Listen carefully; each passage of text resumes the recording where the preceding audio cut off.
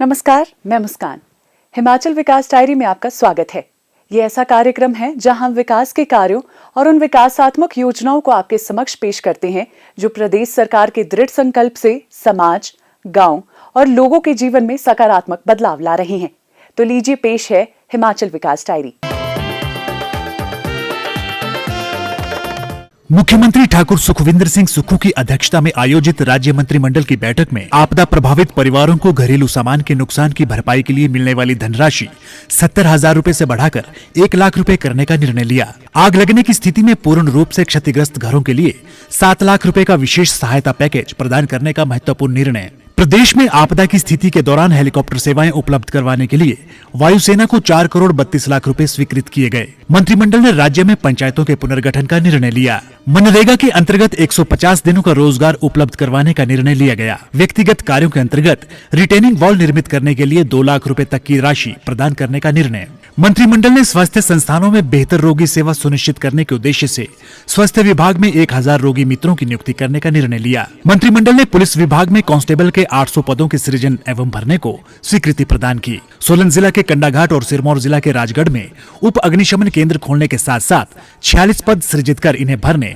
तथा 4 fire tender खरीदने को मंजूरी दी गई।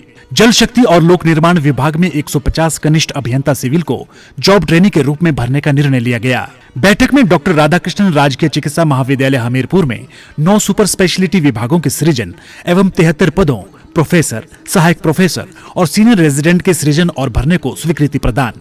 मंत्रिमंडल ने डॉक्टर राजेंद्र प्रसाद राजकीय चिकित्सा महाविद्यालय टांडा जिला कांगड़ा में सुपर स्पेशलिटी विभाग के लिए 27 सीनियर रेजिडेंट के पदों को सृजित कर भरने का निर्णय लिया। मंडी जिला के श्री लाल बहादुर शास्त्री राजकीय चिकित्सा महाविद्यालय नेरचौक में नई पुलिस पोस्ट खोलने एवं आवश्यक पदों के सृजन और भरने की मंजूरी प्रदान की गई।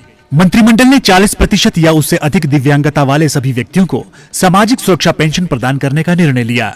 जिस दिव्यांगजन के अभिभावक यदि सरकारी, अर्ध सरकारी बोर्डों या निगमों के कर्मचारी या पेंशनर हो, उसके लिए पुरानी पात्रता शर्त को समाप्त कर दिया गया है। बैठक में राजीव गांधी स्वरोजगार स्टार्टअप योजना 2023 के तहत 1000 पेट्रोल और डीजल टैक्सियों को इलेक्ट्रिक टैक्सी में बदलने के लिए 40% सब्सिडी प्रदान करने का निर्णय लिया गया।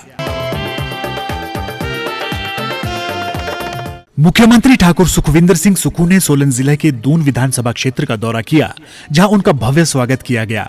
मुख्यमंत्री ने अपने दौरे के दौरान 383 करोड़ रुपए की 12 विकासात्मक परियोजनाओं के लोकार्पण और शिलान्यास किए। उन्होंने 86 करोड़ रुपए की लागत से निर्मित बद्दीसाई राम शहर सड़क, दून क्षेत्र में 15 करोड़ 78 लाख रुपए की लागत के ट्यूबवेल, 10 करोड़ 64 लाख रुपए से निर्मित नागरिक अस्पताल बद्दी और 3 करोड़ 15 लाख रुपए की लागत से सामुदायिक स्वास्थ्य केंद्र बरोटीवाला के नवनिर्मित भवन का उद्घाटन किया। इस अवसर पर मुख्यमंत्री ने जिला सोलन के दून विधानसभा क्षेत्र में लोक निर्माण विभाग का मंडल खोलने की घोषणा की। उन्होंने बद्दी नागरिक अस्पताल में बिस्तरों की क्षमता 100 करने और एसडीएम कार्यालय के निर्माण के लिए 25 करोड़ रुपए तथा खेल स्टेडियम के निर्माण के लिए 10 करोड़ रुपए देने की घोषणा की।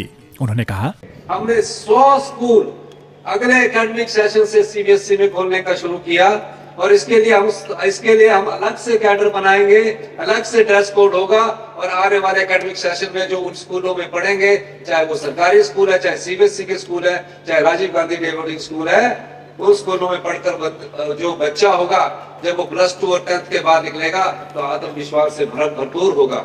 मैं जीएसएस बद्दी को, जीएसएस बरोटीवाला को और जीएसएस चंडी को भी सीबीएसई करने की घोषणा करता हूँ। हमने सरकारी क्षेत्र में अभी 800 पटवारी के पद भरने जा रहे हैं, 800 और पुलिस कांस्टेबलों की भर्ती करने जा रहे हैं, 400 असिस्टेंट स्टाफ नर्सेस की भर्ती करने जा रहे हैं और 600 के करीब TGT medical, TGT non medical की भर्ती करने जा रहे हैं। आप कंपटीशन दीजिए। ये वो सरकार है जो पारदर्शिता में विश्वास रखती है।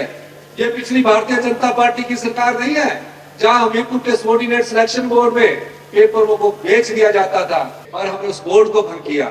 आज हमने वो सारा बोर्ड कंप्यूटर बेस पर कर दिया है। आने वाले समय में कोई भी आपको ऐसी शिकायत नहीं आएगी कि पेपर बेचे गए हैं। इसमें कोई दो राय नहीं है कि आने वाला समय हिमाचल प्रदेश की जनता का होगा, हिमाचल प्रदेश के लोगों का होगा। जब आप आज से ठीक 2032 में आप बड़ी खुशी से होकर जाएंगे कि हम उस समृद्धशाली हिमाचल प्रदेश से आए हैं जहां सबके हाथ में पैसा होगा। हमारी नीतिगत बदलाव से और व्यवस्था परिवर्तन से ये सब होने जा रहा है।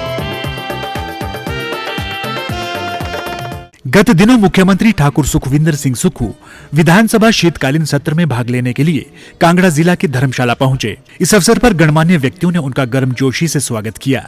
धर्मशाला में मुख्यमंत्री ने पत्रकारों से अनौपचारिक बातचीत करते हुए कहा, खासकर इस शीतकालीन सत्र पहले रखने का मकसद क्या है। हमारा उद्देश्य था कि जो होटल टूरिज्म कांगड़ा में है, जब भी ये शीतकालीन सत्र होता था तो न्यू ईयर क्रिसमस के समय होता था, उन होटल वालों की बुकिंग कैंसिल होती थी। तो हमने कहा कि शीतकालीन सत्र को पहले किया जाए ताकि सरकार की ओर से भी जो बुकिंग की सुविधा होती है वो उसका फायदा उन कांगड़ा के टूरिज्म को भी मिले और कांगड़ा के होटल को भी, व्यवसाय को भी मिले। इस दृष्टिकोण से ये इतिहास का सबसे लंबा शीतकालीन सत्र कांगड़ा में होने जा रहा है। मुख्यमंत्री ठाकुर सुखविंदर सिंह सुक्खू ने पालमपुर के अपने एक दिवसीय दौरे पर 19 करोड़ 77 लाख रुपए की लागत से निर्मित होने वाले पालमपुर हेलीपोर्ट की आधारशिला रखी। हेलीपोर्ट में यात्री टर्मिनल भवन, फायर स्टेशन, उपयोगिता भवन और यात्रियों के लिए अन्य सुविधाएं उपलब्ध होंगी। मुख्यमंत्री ने जनसमूह को संबोधित करते हुए कहा कि इस हेलीपोर्ट को अगले वर्ष अप्रैल तक पूरा कर दिया जाएगा, जिसके पश्चात चंडीगढ़ और शिमला के लिए किफायती किराए पर हेलीकॉप्टर सेवाएं शुरू हो जाएंगी। मुख्यमंत्री ने कहा, यहाँ एक हेलीपोर्ट का निर्माण किया जा रहा है। शीघ्र ही यहाँ से शिमला और चंडीगढ़ के लिए उड़ानें शुरू की जाएगी। जितना आपका समय बचता है, यहाँ से 40 मिनट में 35 मिनट में आप चंडीगढ़ पहुँच जाएंगे और 40 मिनट में आप शिमला पहुँच जाएंगे। और उसका किराया भी ऐसा रखा जाएगा ताकि जब गाड़ी लेके जो जाते हैं उतना ही खर्चा उसमें आए। इस दृष्टि से इस हेलीपोर्ट को बनाया जा रहा है। इस पूरे क्षेत्र को हम पर्यटन की दृष्टि से आगे लाना चाहते थे। इस 3000 कनाल पर हम एक बहुत बड़ा पर्यटन का केंद्र बनाना चाहते हैं, जिसमें आपके इस क्षेत्र की सारी जो पूरे कांगड़ा जिला की है वो अर्थव्यवस्था में बहुत बड़ा परिवर्तन आएगा। अब वक्त हो गया है आपसे विदा लेने का। अगले सप्ताह इसी समय फिर होगी मुलाकात कुछ नवीनतम जानकारी के साथ। तब तक दीजिए इजाजत। नमस्कार।